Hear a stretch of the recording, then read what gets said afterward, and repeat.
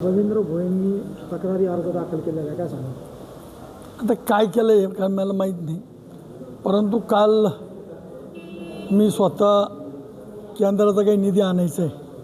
275 धरती आबा आणि आदर्श गाव अशा केंद्राने दोन्ही तालुक्यातली ग्रामसेवकाची वेगवेगळी मिटिंग घेतली का 8 दिवसात आम्हाला प्रस्ताव द्या केंद्राकडून काही निधी आणायची. त्याच्यामध्ये माझा मुलगा होता, त्यांना सांगितलं का तुम्ही ग्रामसेवक आत्तापर्यंत काय करता, आम्ही सांगितलं याला दिलं त्याला दिलं याला दिलं, तुम्ही जे काही प्रस्ताव आहे ते मला तातडीनं अर्जंट द्या. मला शाळा असतील, अंगणवाड्या असतील, रस्ता असेल, पिण्याचं पाणी असेल.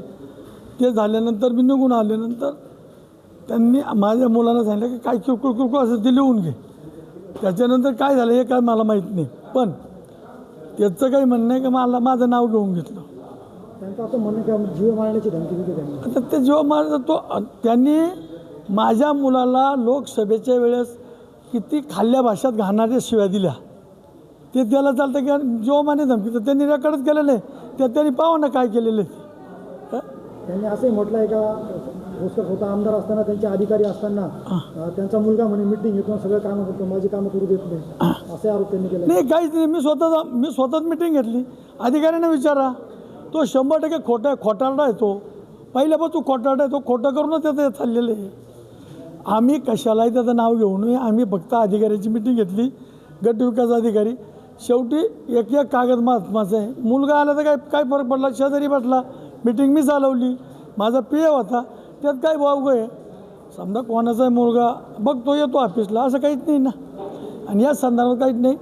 पण त्याच्या मनाला विचारा, लोकसभेच्या वेळेस माझ्या पोराला त्यांनी किती घाणघाण शिव्या दिल्या, पार म्हणजे आईवर माईवर शिव्या दिल्या, बहिणीवर शिव्या दिल्या.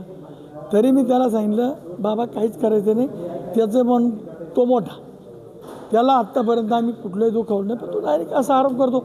मी एकदा एकनाथ शिंदे साहेबांकडे गेलो, माझ्याकडे रेकॉर्ड आहे, तेव्हा त्यांनी मला स्वतःला शिव्या दिल्या, मला दिल्या. पण आपण त्या भानगडीत पडत नाही.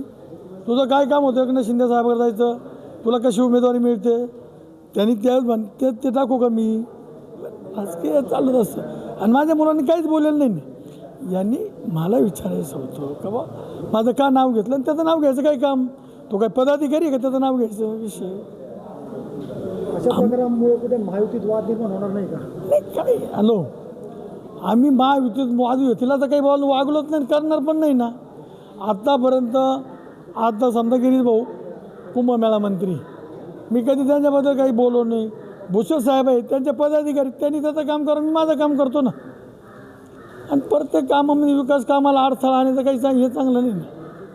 आणि त्याचं नाव घ्यायचं काही काम नाही का, तो का एवढा मोठा पदावर आहे त्याचं नाव घ्यायचं.